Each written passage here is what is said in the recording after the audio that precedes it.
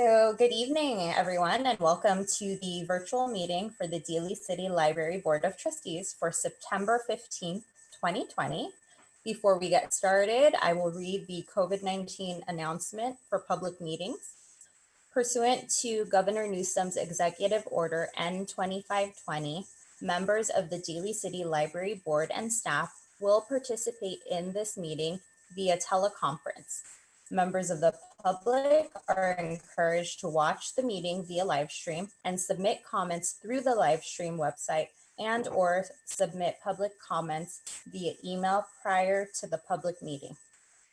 To submit a comment in writing, please email libraryboard@dalycity.org and write public comment in the subject line. In the body of the email, include the item number and/or title of the item, as well as your comments. All comments received by 4 p.m. will be emailed to the library board members and included as an add to packet on the city's website prior to the meeting. Those comments received after 4 p.m. will be added to the record and shared with the library board members for the public meeting. Persons with disabilities who require auxiliary aids or services in attending or participating in this meeting should call the Department Library and Recreation Services as soon as possible prior to the meeting. I call this meeting to order. Shall we stand and say the Pledge of Allegiance?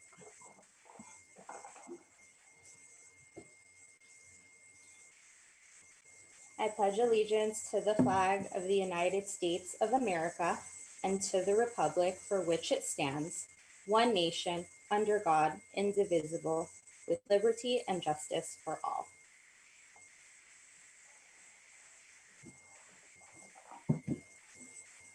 May we have roll call, please? Sure. President Logarta. Present. Vice President Faupua. Present. Trustee Rui Vivar. Here. Trustee Santos. Present. And Trustee Douse. Present. Thank you. Thank you. I hope everyone's had a chance to review tonight's agenda. If there are no updates, may I have a motion to approve tonight's agenda? A motion. Who shall second? Second. All in favor, say aye. Aye. Aye. Aye. Thank you. For the minutes from our last meeting on July 21st, 2020, is there a motion to move? Motion. Is there a second? Second. All in favor, say aye. Aye. Aye. Aye. Thank you. May we have the director's report? Sure. So Kayla's report. yeah, director's report. At the last meeting in agenda building, a COVID update was requested. Unfortunately, we don't really have any new news. There's no set dates or anything like that for moving into the next stage of things. So instead, the librarians were kind enough to provide some updates on just what the library is doing, because we're definitely providing services and we want to make sure that everyone knows about them. So we have a little presentation, but some slides to show you. So one sec. And we're going to start with something brand new. And I'm hoping, Cole, that you can let me know when you would like me to switch to the next slide and talk a little bit about some of the new online resources that we have added. Of course, I'm Cole Johnson, manager of the Ceremony Main Library, and I'm going to present this new resource that we have from the California State Library, who's providing us a 2-year subscription to BrainFuse, which is a company that provides online services, tutoring, one-on-one instruction. 2 products from them. Shayla, would you advance? The first is Job Now, which is going to help people with career exploration, practicing job interviews, um, and resume and cover letter creation. And this is actual one-on-one help. So you can log in and have a chat session with someone and improve your skills, have them review your resume and your cover letter and make it stronger to make you a better candidate and to help you connect with careers that may match your interests and abilities. Could you advance, Jill? So some of the things they include are the coaching, the one-on-one coaching, something called e-parachute, which is new to me. I'm looking forward to exploring that once we actually get this. It's anticipated it'll be about a week before it's set up because they have to do some behind the scenes work to get it set up for us. So they have templates for making a resume. They have live online job interview practice with the coaches, which is, from what I've heard in my research, is one of the most valuable things for people is getting that comfort level and feedback for the things that they say and just feeling like they know what they're going to do when they have an interview and they don't freeze up on the spot. And also it has a library of things that will help with the US citizenship test and high school equivalency, GED things. So this is going to be something that serves a number of people outside just those who are looking for a job or a better job. Shayla, can you advance? In addition to that, there's a companion product called Vet Now, which is very similar in that you're going to get one-on-one help. But this is particularly for veterans and their families. Shayla, could you advance? So it helps them navigate the benefits that are available to them, including housing, healthcare, education, and mental health, with what's called the Vet Now Navigators. So these are experts that are familiar with the various programs and resources available to veterans. They're going to help them transition to civilian employment by looking at what they did during their service and how that can be applicable to career as they come back into civilian life. And it's going to help them brush on academic skills with the full suite of tools that they offer for those wanting to go to improve their writing for business or those who might want to go to school. And so that's a very exciting product that we'll have shortly. Trayla, could you advance? These will work in conjunction or will complement the existing resources what we have. And this is a screenshot of the business and consumer information portion of our e-library, which is at dalycity.org/e-library. And these are a number, we have a number of different categories, but in this category, we have A to Z databases, which is something that lets you search for companies, research them, see what their sales are, how many people they employ. So it can be, and it also integrates job searching. So it can be something that job seekers use. It can also be something that business to business entrepreneurs use as they identify new businesses to approach for their services. Reference USA is a very similar product. They both do kind of the same thing. Eventually we'll be transitioning to only Reference USA, but we have both of them at the moment. Particularly for job seekers, we have Skillsoft, which is just thousands of books and videos and presentations on improving your skills, whether you're an entrepreneur, if you want to learn coding, if you need to do certification for your job, if you need to improve, if I was told by Chayla, I need to improve my Excel skills, I could go to Skillsoft and do just that and also have something to show for it, saying that, hey, I did do this number of hours. So that's a pretty impressive thing.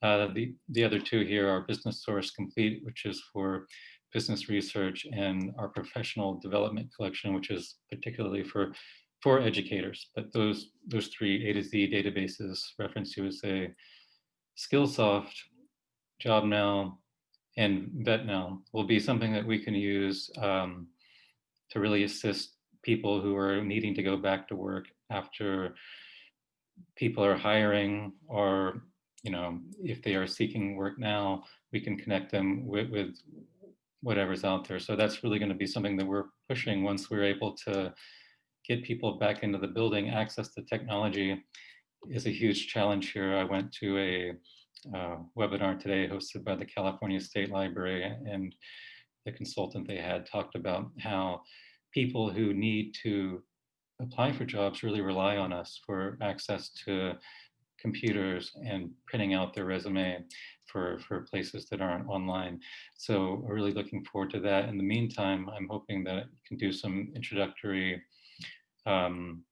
Zoom webinars for people introducing Job Now and Vet Now, and let our patrons know about those resources that are coming on board. That's it for me. Thank you so much, Cole.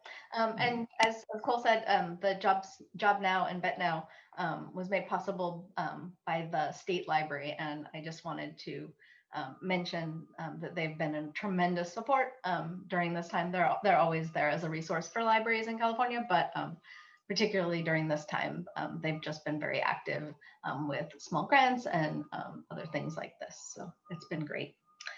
So some other updates. September is library card sign up month. And we are making sure that we're making our centennial card available. We had hoped to have a big in-person celebration, of course, back when we were planning around it, but we are celebrating the new card design. I've got one right here, and giving it out during this month and going forward to honor National Library Card Sign Up Month and encourage people to get a card if they don't have one already. It's an annual thing every September, coinciding, of course, with back to school. We had just not an update because we are continuing to do curbside service as we have been doing at the Ceremony Main Library. I mentioned to President Lagarta earlier that we were a little short-staffed, and I was up there. I was the runner today, and it's really positive experience working with the public again, and really great feedback from the public. It's very positive, and it's one of the reasons that we've really wanted to expand it. We've been wanting to expand it for a while. We've been held up a little bit by making sure that we get our system as smooth as possible because it's new to us, and we've definitely done that. It's working really well. And then we want to make sure that it's available at the other locations so people can get get materials in their own neighborhoods. But there's been a couple of building projects at the Westlake Library that have held things up, but I believe that they will be finally coming to a conclusion, or mostly concluded, hopefully soon. And I'm not publicizing any dates, but I'm hoping the first week of next month that we'll be able to be providing curbside service at our other locations as well. We are also still providing books by mail, and we'll continue to do that as long as we are able to do that. And with curbside going well, the librarians wanted to make sure that the public is aware of all the ways that we can help them find what they're looking for.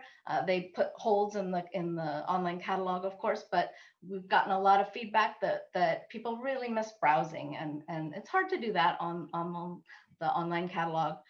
So the librarians are assisting upon request. Either people can call in advance or even email, but also, as happened a couple times today, a librarian can talk to a person, find out what they're looking for, and just grab some items that hopefully will meet their need kind of there on the spot. So we call that Reader's Advisory, but it's kind of a nice recommended reading service for people.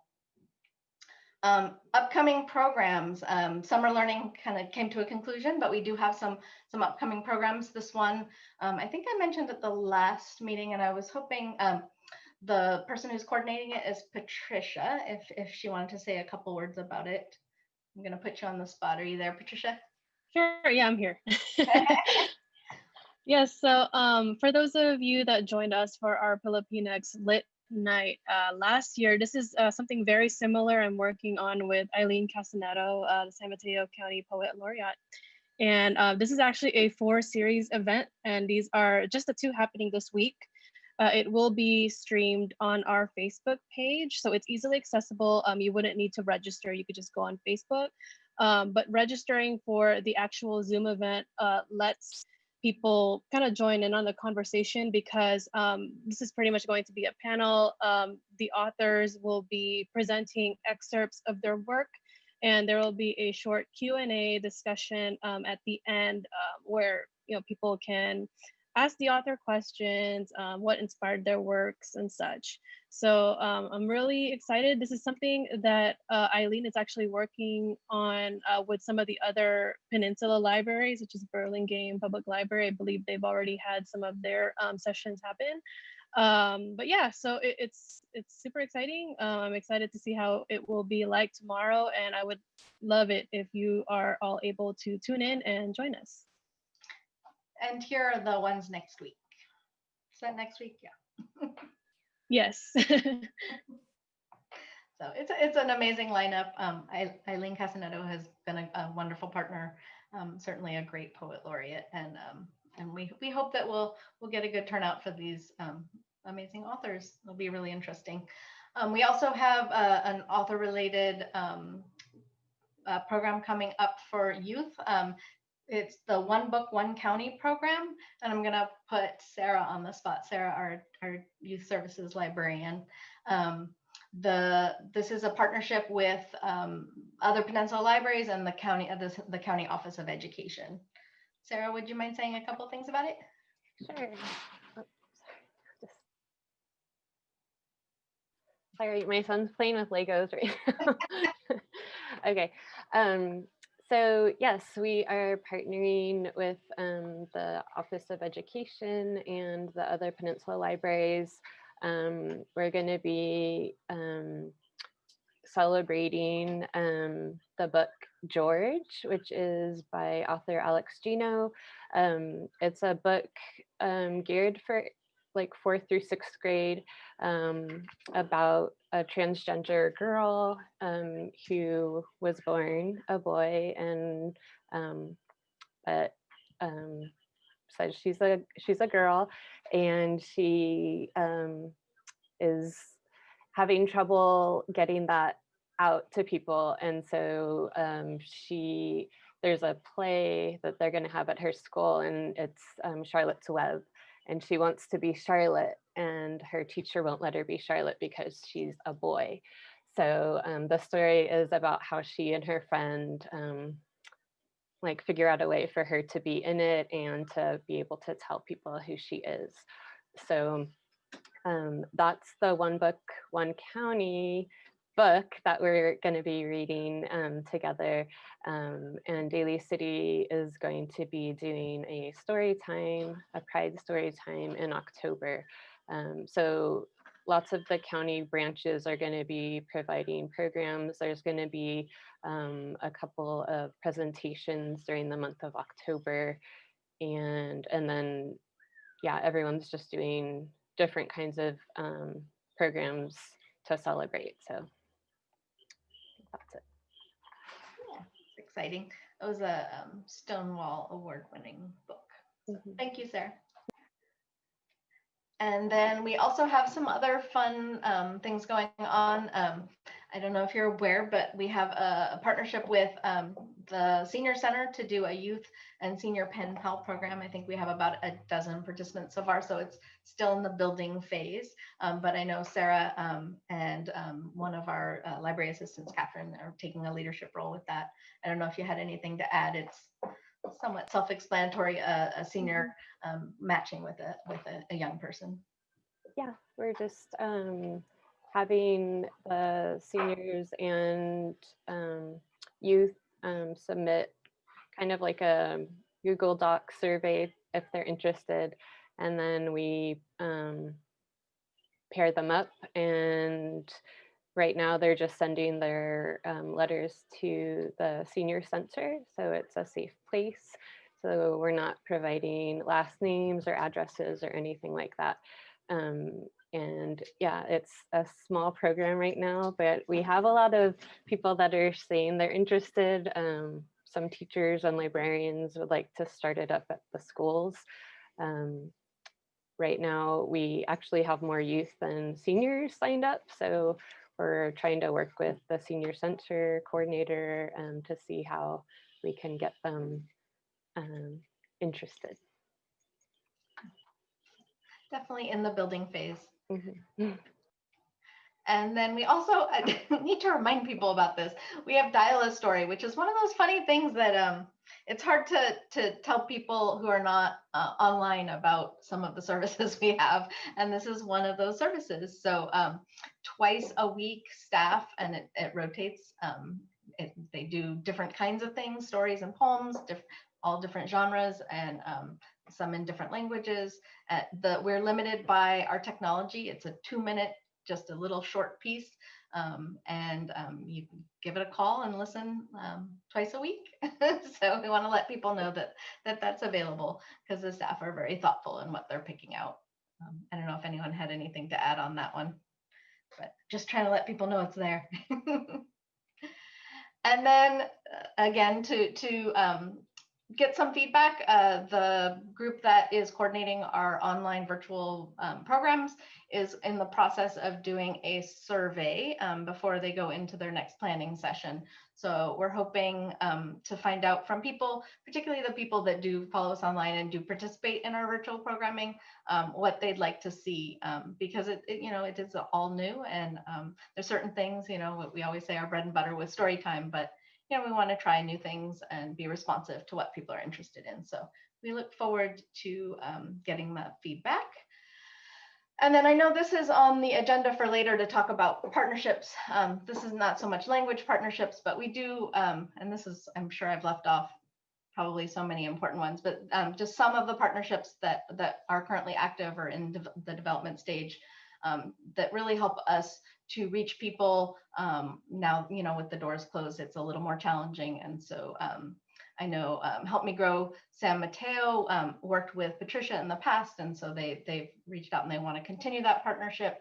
Cole is working with the San Francisco Peninsula People Power to really make sure to get the word out, of course, about voting. We're always working with the libraries, and I think now more than ever, finding ways to collaborate that really make it possible for us to do more things.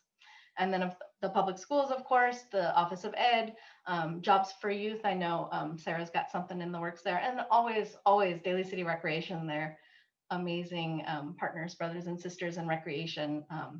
And so library staff are working with them on some things they're leading, and then they've supported us in some of the stuff we're leading as well. So I think, oh, and just as something that's been going on, one of the bright sides of all of this, we have had a lot more opportunities for staff to do staff development activities, webinars, virtual conferences. I think Cole mentioned that he did one earlier today. So, we did the less fun ones that we were required to do. We did the FEMA training and the harassment training and all that. But there's just been a renaissance of online training. A lot of it is specific for staff in libraries. A lot of it, of course, timely. There's been, I think there was one today on diversity and inclusion. There's some online conferences, the future of libraries. Normally we would have to, some people have to sacrifice so others can go to these things, but now everyone can do it online. So it enables more staff to participate, which is really nice. So. And that was our report on what is going on with the library as of now. Does any of the librarians have anything to add? Did I leave anything out that we're working on? Nope. Are there any questions? Let's see, there's a question here from Vice President Paupua. She's asking, how is the survey done and in what languages besides English? It is an online survey. We're using SurveyMonkey because we have that we have used that historically for our customer satisfaction survey. And it is only done in English, unfortunately. And I did inquire today. It's not getting a huge amount of response, which is unfortunate, but we'll definitely have to give it another push. It is going out on social media pretty much exclusively because that's where our participation in those virtual programs is.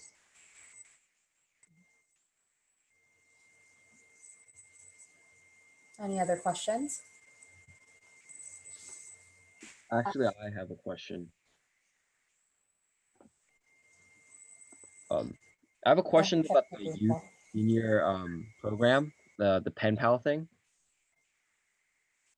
I understand that it's a very great program for like for kids just to reach out with the senior citizens. But I have a question about how to ensure safety because I don't think parents would really like kids just writing random letters to old people, you know. So how can we ensure that that it's safe for the kids? That is a fabulous question. Sarah was on the committee that did the planning for this, and they talked a lot about safety. Do you want to speak about it a little bit, Sarah? Sure. Yeah, we definitely took that into consideration. Since Recreation is partnering with us, we do have a waiver on the application that parents have to agree to, letting them know that we're gonna try to verify everything that's shared, because when the letters do come, that's part of it, is we read the letters before they get sent back to the pairs. So but just in case something happened that we missed, or something that is in the waiver that they sign when their children apply. And we're taking great care to make sure that we're not sharing, home address, that sort of information. So Right. that's why it's all going through the senior center as a point of mail contact. Thanks. Thanks, Brad. And then in the waiver, is there kind of like a disclaimer for the parents that, stating, although we are screening these letters, we recommend that you screen them as well, just in case, something like that? I believe there's something like that. It's like half a page. It's a huge, long waiver. So it's Recreation uses it regularly. So we just, since they're using it already, they're using the same exact one. It covers everything. Promise. Very comprehensive. Maybe you could provide it for the board to review. Yeah, we can. But safety was definitely something that got a great deal of discussion. Thank you. How does that waiver looks like? Is there any way we can get a copy to share on the screen, or we don't have access to it? Let me see if I have it quickly in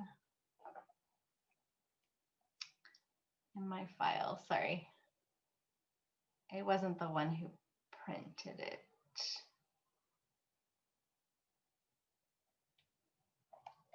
Let me try one more place.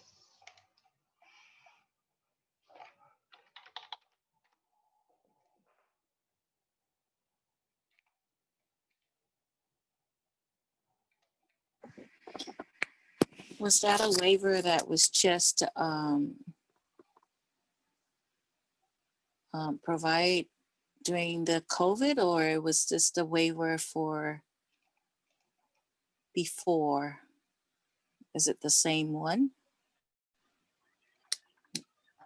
It was adapted, as far as I understand, it was adapted from something that, that works, okay. From something standard that Rec uses. I was able to locate it. Let me share that, I think. So I'm gonna enlarge it so you can see it.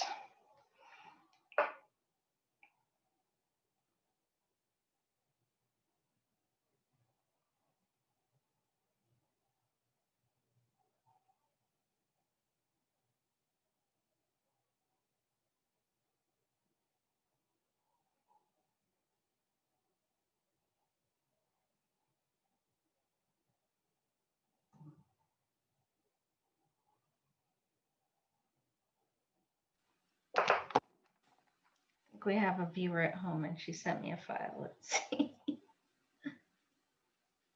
Oh yeah, I got it.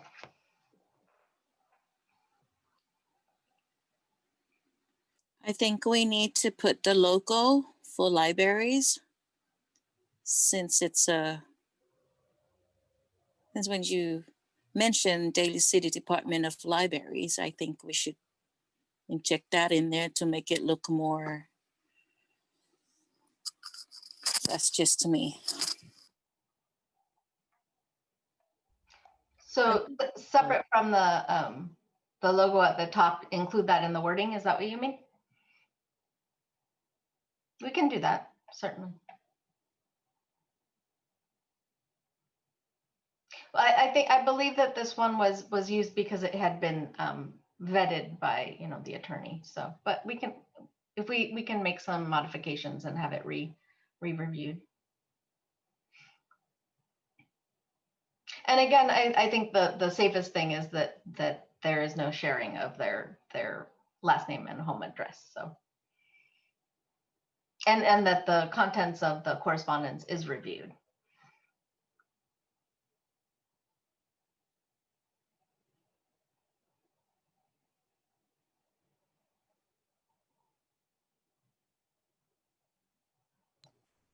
Any other comments? I have something. Thanks y'all for sharing, and always appreciate the amount of work that you all are putting in to engage the community. And I can definitely see just like the efforts that you all are making.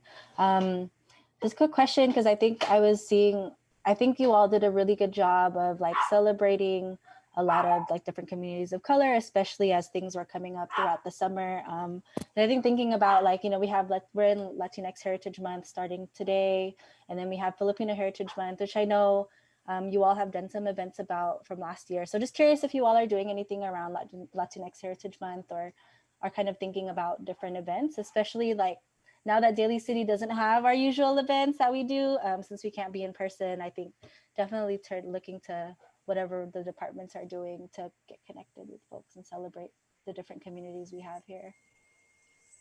I'm going to go ahead and stop this share. Is that okay? Latinx is going on right now, and Recreation is leading that. I saw it on social media, and the library staff are working on recommended reads for adults and for children. I know Sarah, I think, put together the one for children to participate in that celebration. And for Kasayahan, I'm not sure where the planning is at, but I know Patricia and another staff member are participating on the planning committee. Patricia, can you update it all?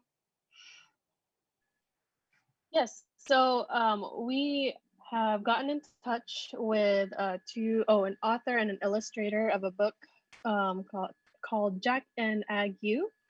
And we have Selena, who will be featuring them and doing a short story time and a Q&A. And then Recreation's plan, because they were limited to celebrating Kasayahan in a one-day celebration. They were going to make all the edits and put that in the program pretty much. So that's one way that we are participating in Kasayahan. And I'm also, again, talking with Eileen to see if there's anything else that we can do for a Filipino Heritage Month in October too. And that's still in the works. So I don't have any update for that just yet.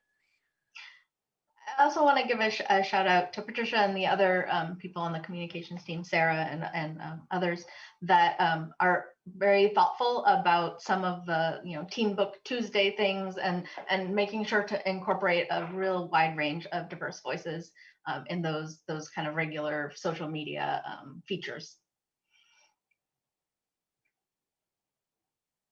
Thanks for sharing. Yeah, I was just curious to know what you all were thinking.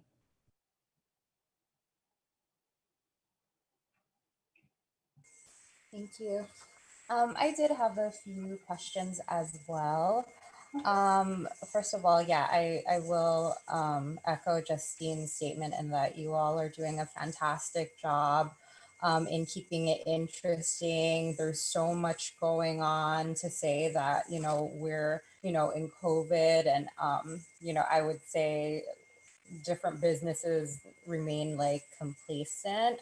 You all, do a great job in keeping it fresh, keeping it informational, and really reaching out to a diverse community, which we all are. I did have a question about Brain Fuse. I'm really interested in this. I think it's great. When is this going to be brought to the public? I didn't catch that in my notes. I provided all the technical details the state library needs, and they said it would be about 7 days to set up. Okay. There's they have to configure how our card prefix works and how temporary cards that people get online. So we want to make sure that everything is working as it should, and then it's ready to go. And then are all the library staff going to be trained on this platform so that they'll be able to help patrons? Yes, primarily the people who are doing the email reference and phone reference will get the most, but everyone will be made aware of it. And then the librarians who are doing the person-to-person assistance will definitely get training on it. Like a hands-on type of training? Okay. Virtually, yes. Virtually hands-on. Like this kind of thing. Mhm.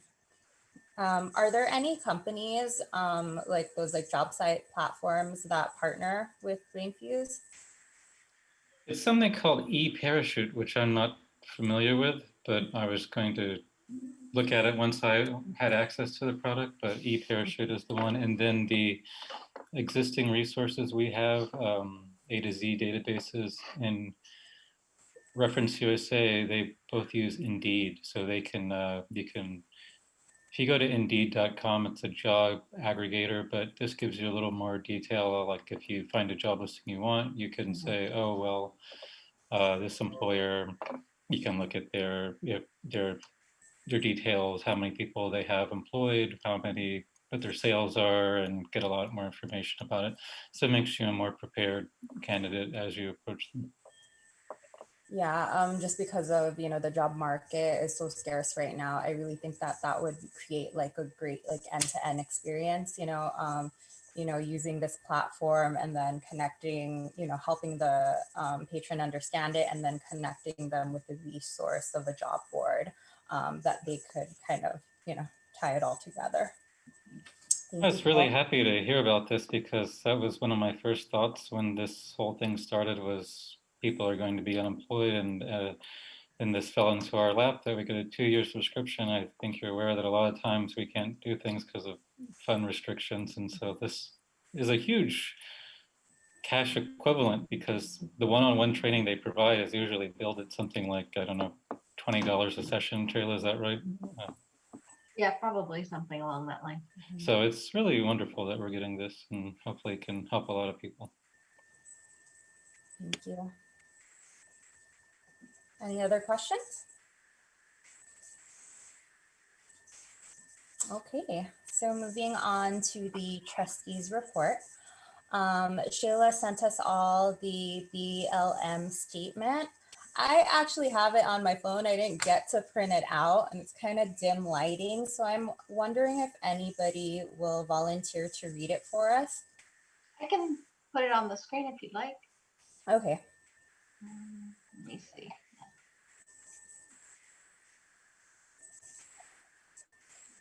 Sorry, technical difficulty. There we go.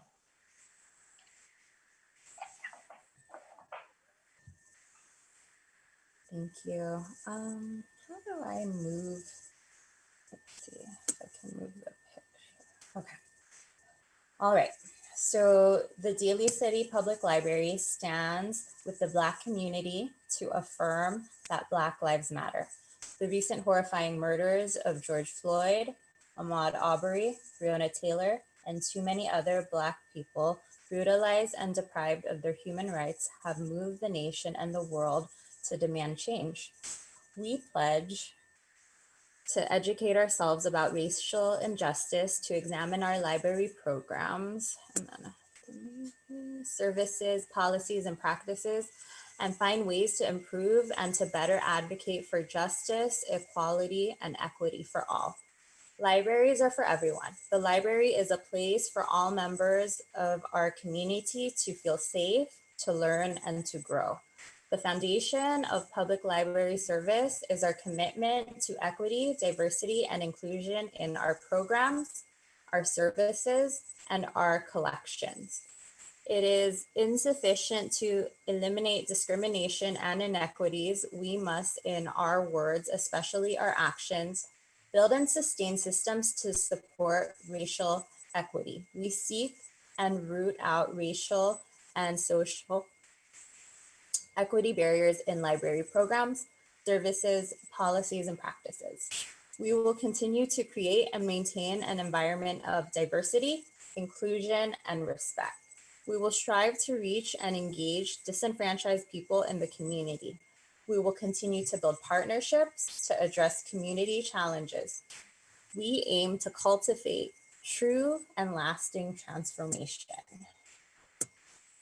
I get it all? I read it all, right? Yes. Okay.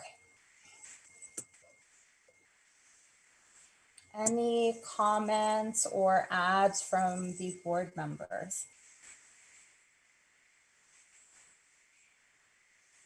Looks good to me. Thank you.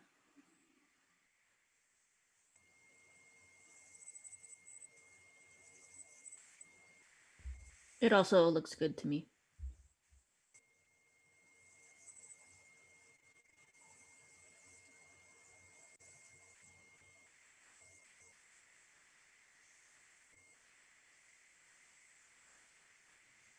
Yeah, thank you. It looks solid.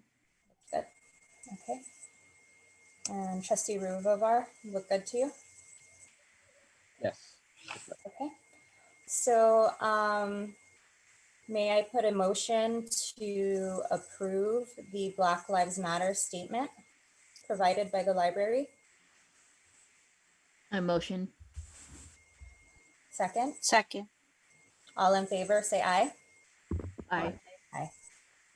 Okay, looks good. Thank you so much for doing that and putting it up for us to read. Absolutely.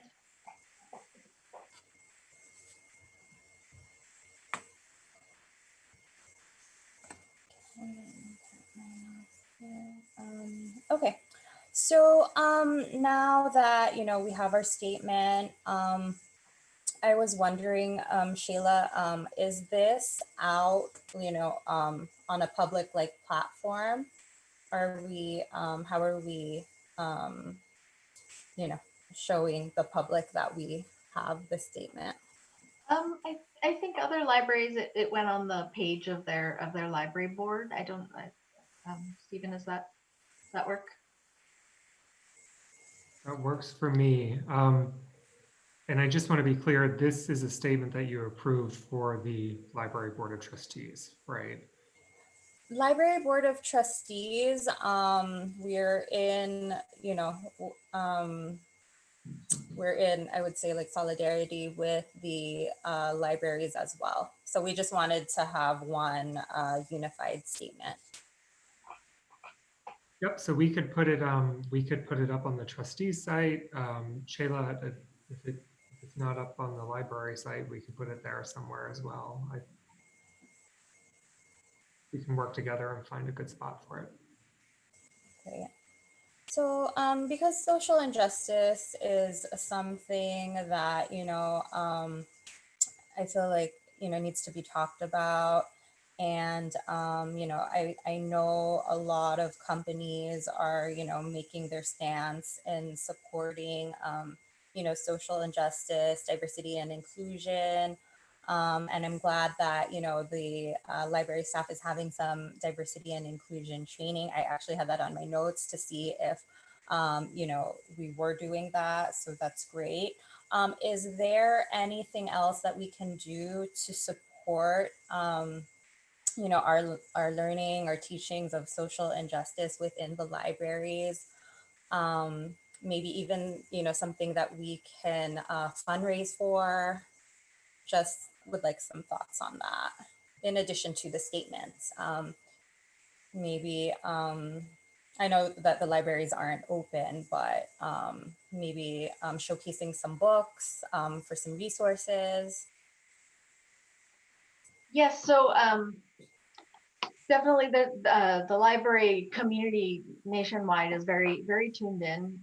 This is really part of what our mission as libraries is. So there's been a lot of discussion and a lot of collaboration in terms of providing, lots of training opportunities. There's been a ton of different training opportunities, very getting into real nuanced topics.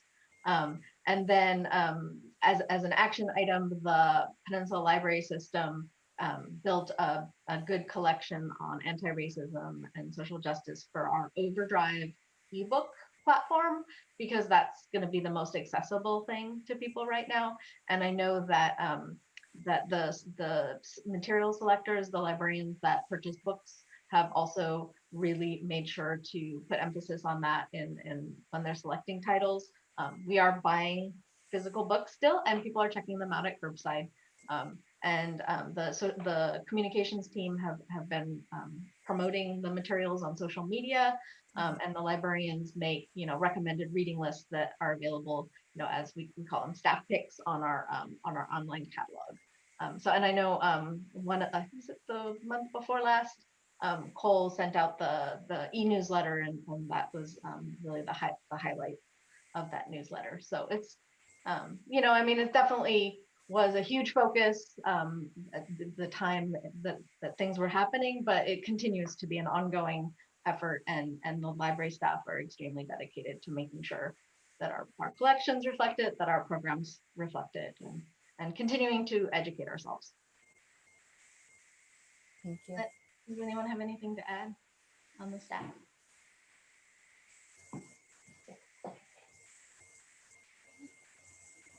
Any other questions, comments? Thank you. So our next topic is partnerships and language access. Now, I know you showed that slide regarding, the partnerships, so maybe we can, revisit that conversation. But in terms of language access, I know that the fabulous Lena, she created a great segment on some very entry level Tagalog that she's been showing on Facebook. And Vice President Faupua did mention if there could be other languages included maybe in the program. So just wanted to get some thoughts or some feedback on that.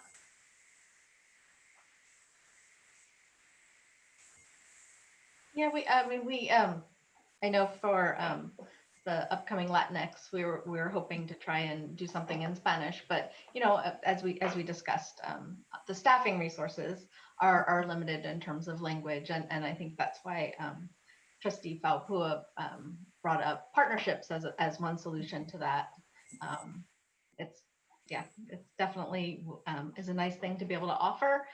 It's somewhat complicated by the current condition of things, as they have to be virtual. It intersects with copyright law, unfortunately. So it's not as straightforward as it seems like it could be, but it's always nice to be able to reach people, in their own language, and Daly City, there's a lot of languages spoken here, definitely.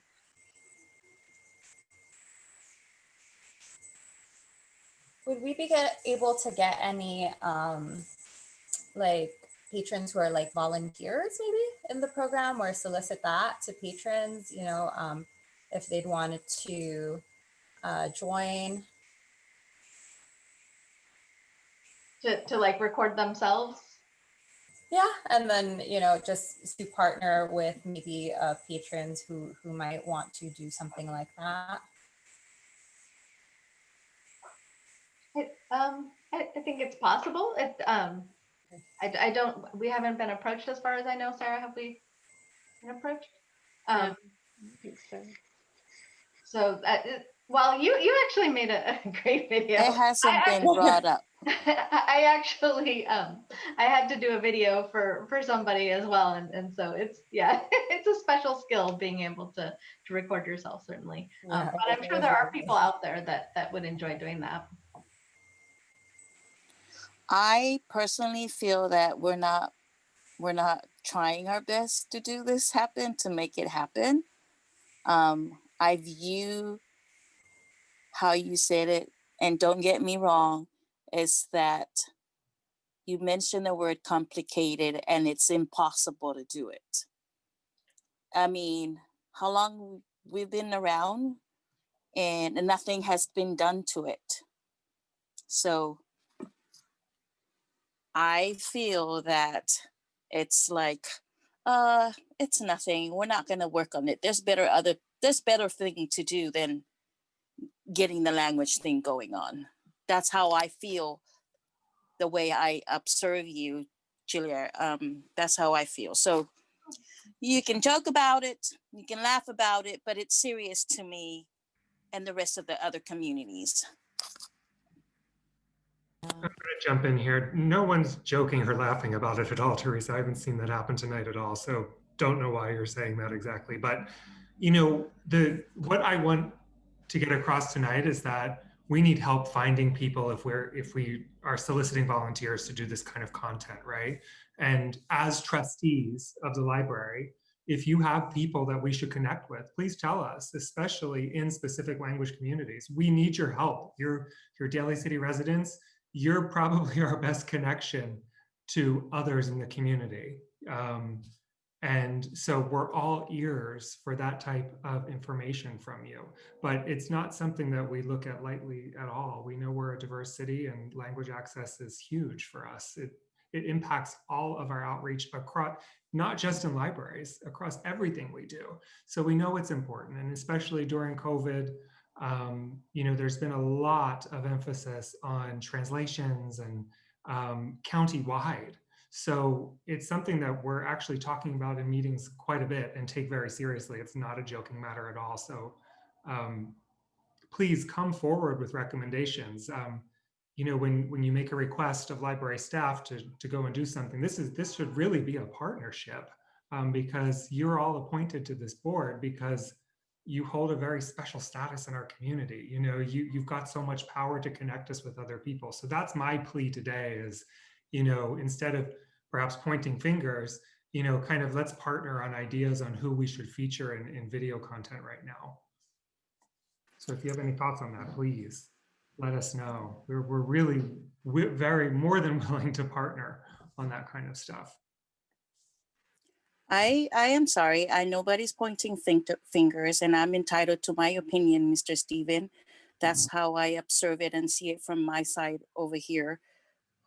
So that's my opinion. I'm entitled to my opinions.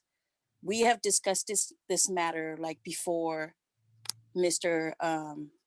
Joseph left, and none has done to it. Nobody has approached me. And sometimes, even if I'm appointed to do this, I just want to see where it goes. So even if the trustees are not doing anything, I guess that's what they're paid to do, is to go find the resources. Because if they can find the resources for other two languages, apparently they can find resources for other languages that are here in Daly City. So I apologize if I sound harsh, but language is something dear to me and I advocate for it. And that's how I feel. Okay, I'm going to send an email right after this meeting to you specifically, Teresa. I'll copy you, Chayla, so we can get that conversation going. And that would be, you know, the city approaching you for any ideas or support in that area, if you want to chime in that way. And if anyone else, honestly, if any of the other trustees have any ideas, we are all yours. So, Go ahead. if I could just say something, I do think that coming to you with ideas is the first step to this.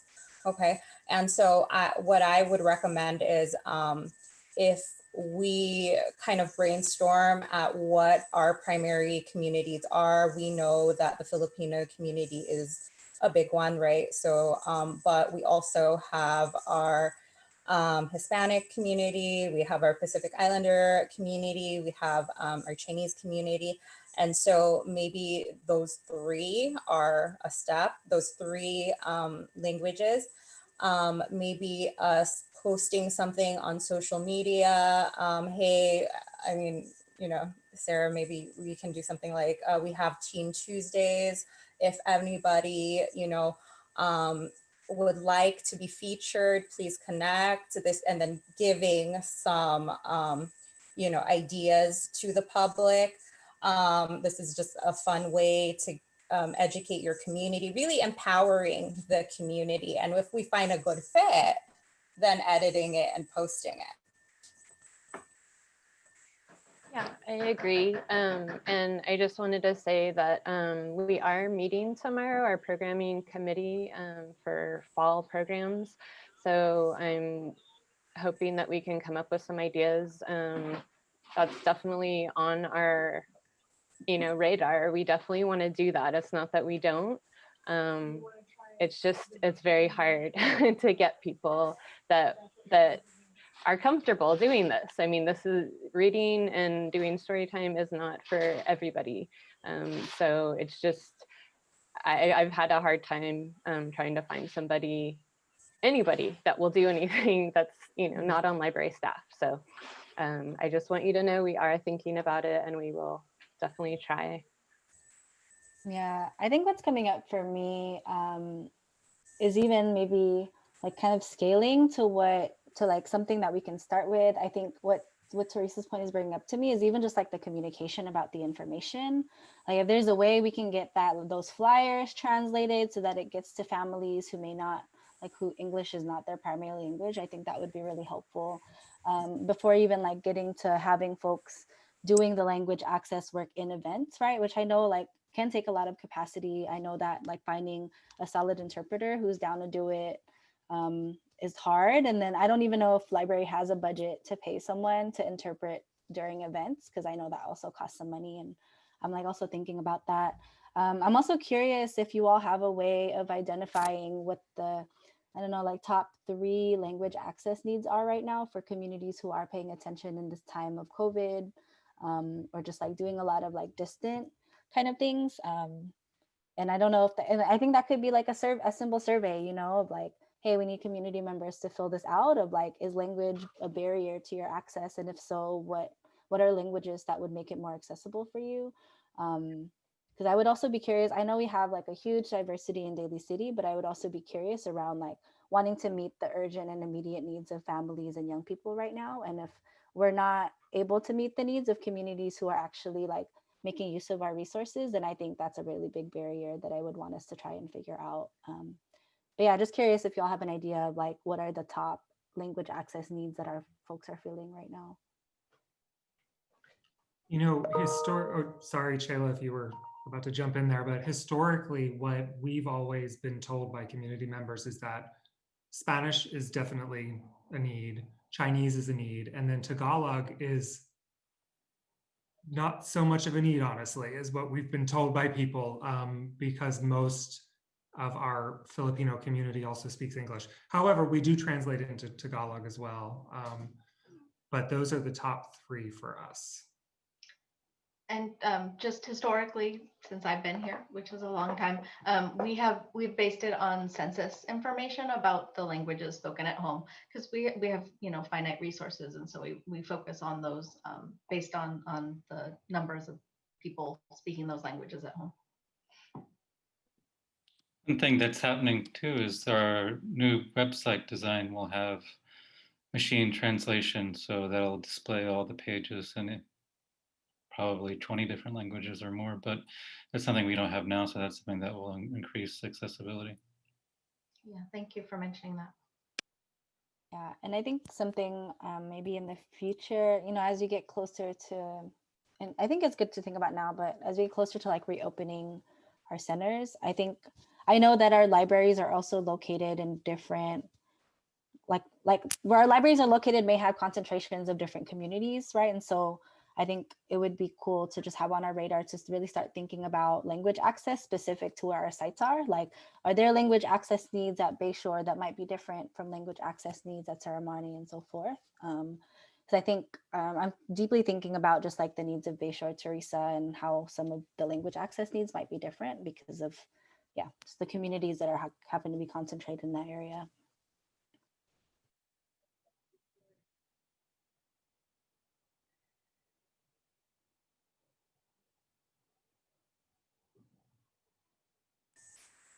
Thank you. Anyone else?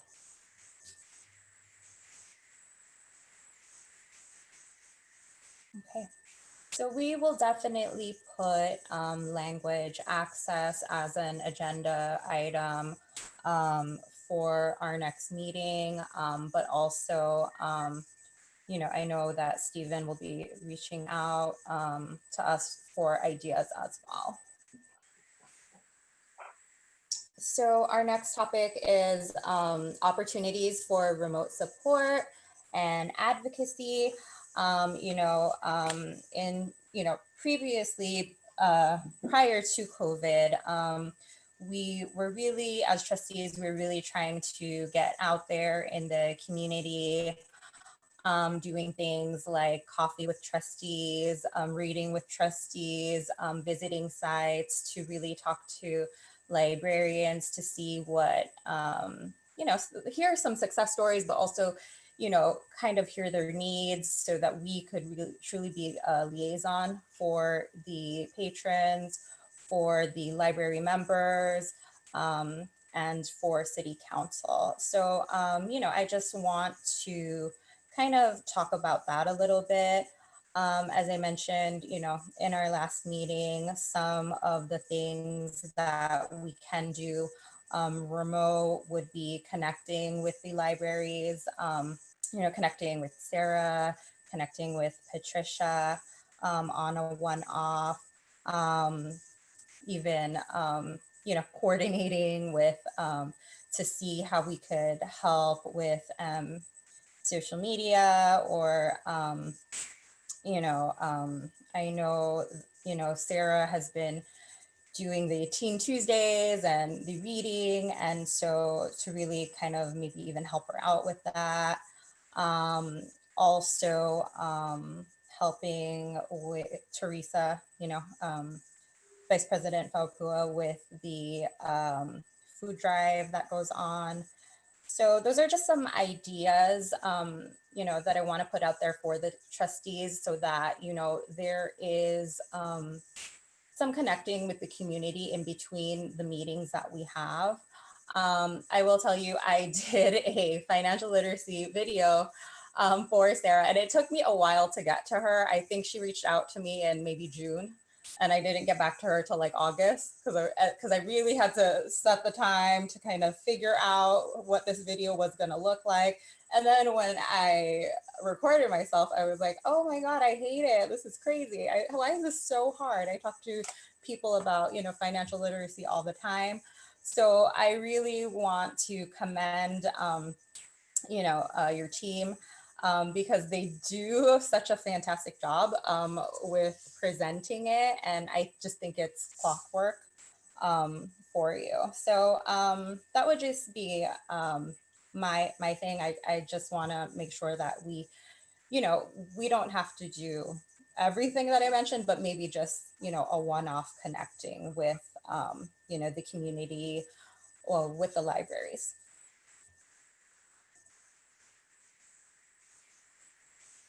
Any thoughts or comments? I wonder if you might like to come to our curbside pickup sometime and interact with people that come. Might be a fun thing. Yeah, definitely. I think if you send us an invite, maybe one of us will be able to join. When are the curbside pickups? If you could kind of refresh us. Tuesday currently they're just at ceremony, but Tuesday from 10 to 1, Wednesday from 3 to 6, 3 to 6. Mm-hmm. and Friday to 2 to 4. 1 to 4. Yeah, so I think sending us an invite would be a good thing because there's 5 of us. So chances are that one of us would definitely love to attend and kind of see you in action. I saw it a little bit in action with Sheila, and, they really, get their steps in and, all that work prepping. It might be an interesting thank opportunity. Thank you for the invite, Cole. Absolutely.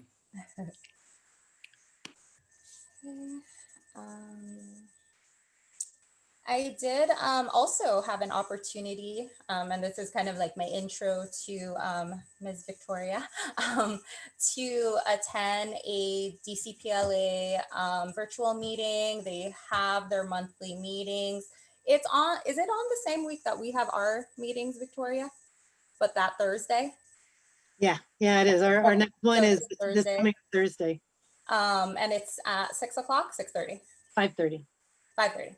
Usually when we're doing it in person, it's at 6, but we're starting at 5:30 now with the Okay. virtual. And so, you know, it is at 5:30 now. I remember, you know, prior meetings were on like Tuesdays at 2 o'clock in the afternoon, so nobody could make it. But now, you know, they're later in the day. So, you know, if we can make it to these meetings, chances are we can make it to the DCPLA meeting, which is, you know, once a month on that Thursday at 5:30. So I encourage all of any of the trustees to join. They do talk about topics that are separate to what we talk about, but you know, the more connecting we do, the more partnerships, you know, it's more transparent. So I was able to observe the meeting, and one of the things that I did want to advocate for DCPLA is, as trustees, we know that DCPLA works extremely hard for the libraries. My ask is that we all support DCPLA by joining. I believe the membership, you know, becoming a member and then advocating, maybe getting a friend or family member to also join as well, because that was the commitment that their board members were doing. So just wanted to put that out there. We definitely want to help them out so that they do have enough participants to keep this going. So with that, I will go ahead. Oh, before I kind of close off, did any of the trustees have anything to add?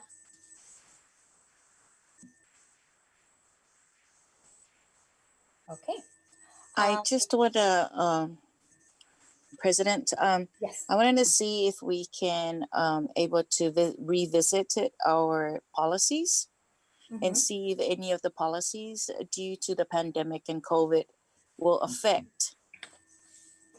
have any effect or needed it to re-edit or modify due to the pandemic. Maybe something that we can put in our agenda for next meeting. How policies are affected by COVID-19? Yeah, if any of the policies needed to be modified due to the pandemic or the COVID-19, or if any is being affected. Are there any that you can think of, Shayla, just to give kind of a clear example? So we have a library card policy that you know, is predicated on people coming into the building in person, and so we've made temporary adjustments to that, so people are able to obtain a card without showing in advance, showing their photo identification and their address. And we've been, particularly for, you know, we had one person, I think last week, who is in a different neighborhood, would have had to take Samtrans in his 90s. And so we're just gonna provide that for him remotely and send it. So those kinds of things we are modifying without making an actual change to the policy, since we are envisioning that we would return to the regular policy once this is over. So that's just one example. We can certainly scour through and bring back anything that needs to be looked at.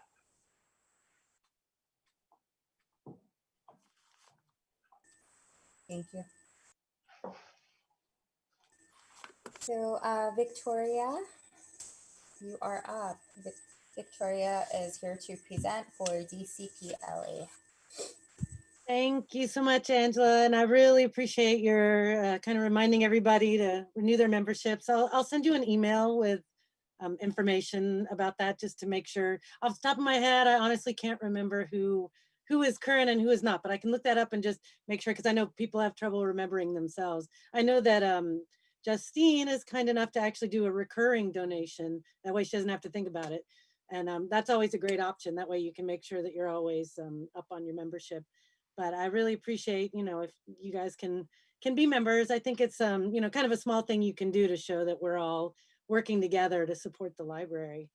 So, on that note, I want to say, like, as far as supporting the library, what you were talking about earlier, like, the DCPLA is here to support you guys. So please let us know if there is ever anything we can do. I mean, I know we try to find grants and that sort of thing, but like the curbside pickup, I would totally be down to help with that. Like maybe not every single week because I got, jobs that I have to do. But yeah, please, if you are going to extend an invitation to the trustees, I would love that invitation too, because I think that'd be really fun. So I actually came recently and saw Sarah because my daughter and I each had a book that we had were coming to pick up, and I was asking her, like, how is this? Is this a burden or is it fun? How do people feel about it? And she said they actually really enjoy it. Yeah, I could see that going either way. I could see it being like, oh, it's hard, but she was really positive and said it's actually cool. And I think people do appreciate it because I know there are some people that the library is really a big social outlet for them. So just having that little thing, I think, means a lot. We're all trying to figure out what we can do to stay connected, but stay within the realm of what is safe. And, I want to reiterate what Angela said earlier about, I also feel that the library has really been proactive about what you can do to try to support the community when you're closed. I mean, I know for myself with the DCPLA, the first few months, I was just like paralyzed. I was like, I can't do anything. I don't know what to do. But I feel like the library really didn't go through that stage. I mean, I've really seen, Taylor's like, yes, we did. But well, the perception from where I'm coming from anyway, I feel like I have just been continually impressed with everything you guys are doing. And I know there's hurdles, there's so many staffing and money and all those things that are even worse now, but they're always you're dealing with. So I just, for one, want to say that, I appreciate everything you guys are doing to try to continue to be relevant in a whole new format. Like nobody thinks of the library as being a virtual thing, like that's what it is, as a brick and mortar thing. But I really think that you guys have worked hard to do a lot, and I'm very impressed. So thank you for that. Let's see, I guess the biggest news that I have is that our one of our directors, Tom Norris, presented at the city council meeting last night the grants that we gave for summer learning. These are grants that we kind of gave a little while ago, but we're just kind of now doing the official like city council presentation. But I really appreciate him coming in and doing that, being such a great face of DCPLA. Tom is actually terming out at the end of this year, which I'm sad about. That's 6 years that he's been with us. So we're going to miss him. Hopefully, maybe he'll go away for a year and then he can come back. But we'll see, according to our bylaws. But we're losing another director, Bernie Vidalis, who is the superintendent of the Jefferson Jefferson Elementary School District. He's also terming out at the end of 2020. So we will be trying to recruit some new directors. So if any of you have anybody that you think would be a great fit, we have a whole process by which we choose the directors, but we are definitely open to any suggestions. If any of you, trustees or librarians or Stephen, anyone has like an idea of somebody that they think, really is passionate about libraries and would like to be on our team, I always need more help. Like I have all these things I want to do, but I'm very limited because I'm the only actual employee. Everyone else is a volunteer, and and it's actually a part-time job for me. So, I mean, we need a good solid team to do all the things that I would love to do to support the library. So we are definitely on the lookout for people who want to, would like to join us, either just as a volunteer or as a new director.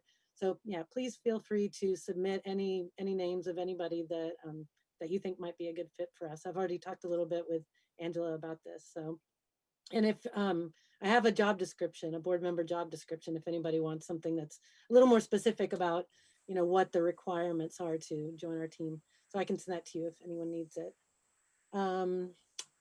notes. Oh, I appreciate the BLM statement. As soon as that's out somewhere that I can share it, you know, I'll definitely let me know, or maybe I'll just come across it, and I'd be happy to share that through the DCPLA, you know, venues. So I just appreciate you guys taking a stand and trying to address this, because I've talked to a few people. I think the library is in a good position to sort of address the social, you know, the pulse of the social situation we're in. And, you know, I just think that it's important for us to make a commitment, you know, a actual concrete commitment to the public that, you know, that the library is trying to be as equitable as possible, because that's what the library is all about.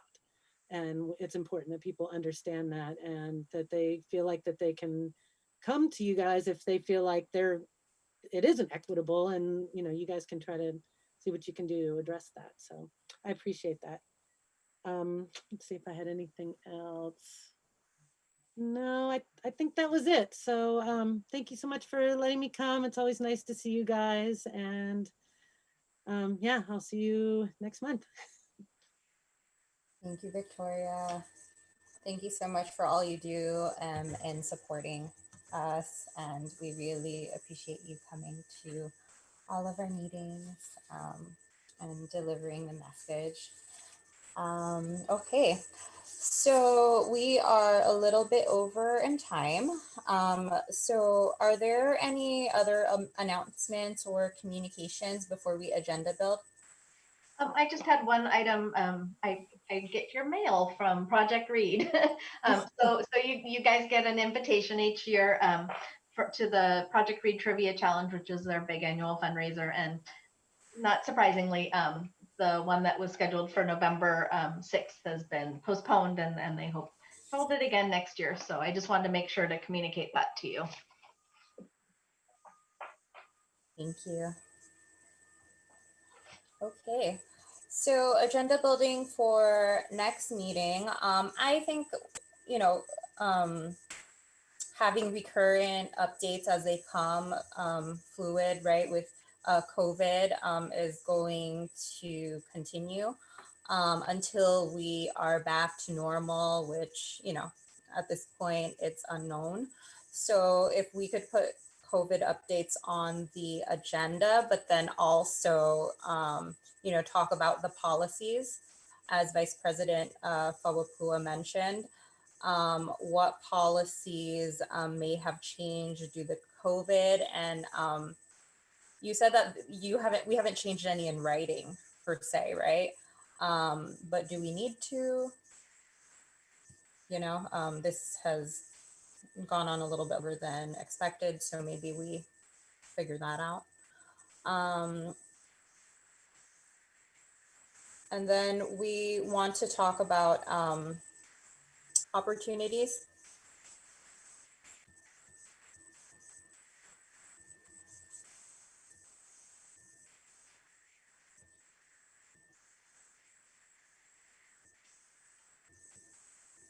Okay. And, you know, I know Justine mentioned fine tuning what the three language needs are in our area, and then maybe bringing that to what immediate needs are, you know, to be able to support those communities.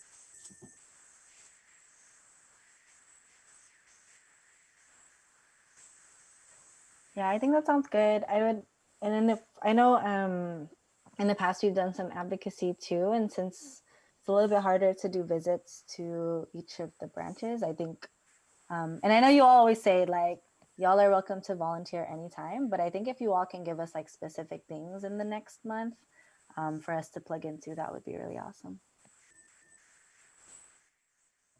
Like October events that like are on our radar, so that we can just sign up during our meeting or something. Yeah, and to Justine's point, you know, maybe all of us won't go, but chances are one of us will, right? To have some representation for whatever events. Yeah. So just keep on sending those invites. I did want to talk about a little bit because there's a lot of, Latin Heritage Month is coming up, Filipino Heritage Month is coming up. There's going to be the holidays coming up. So maybe just some ways that we are going to be able to celebrate those, remote.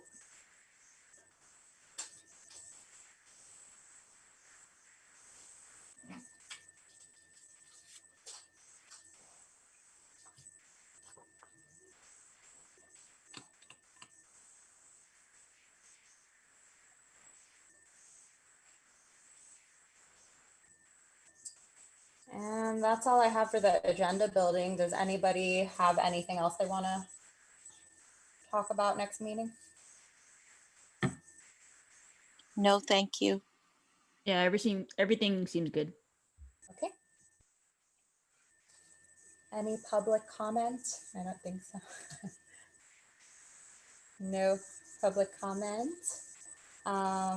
Okay, so with that being said, we are over on time at 7:23. We will adjourn the meeting.